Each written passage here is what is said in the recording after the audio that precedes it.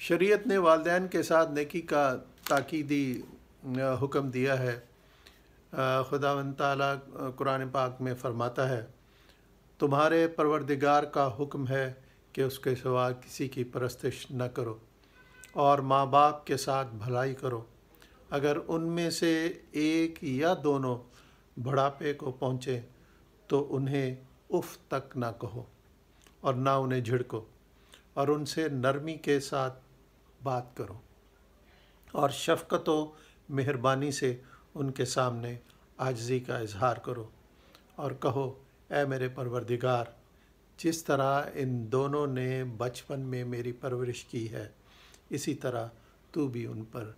رحم فرما۔ پروردگار نے کلام پاک میں یہ فرمایا ہے، ہمیں کوشش کرنی چاہیے کہ ہم والدین کی عزت و احترام کریں، تکریم کریں، اور ان کی کسی بھی بات کا برا نہ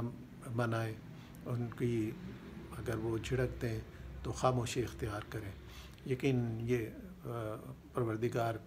کے حکم کی تعمیل ہوگی، اور یہ اچھا ہوگا دنیا میں بھی اور آخرت میں بھی۔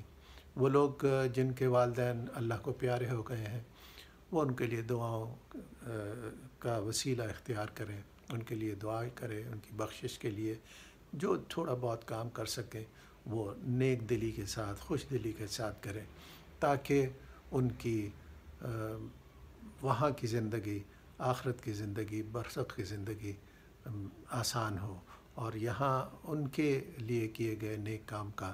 پھل انہیں وہاں ملے، اور وہ ایک اچھی خوشحال زندگی کریں اور سزاؤں سے بچ سکیں انشاءاللہ۔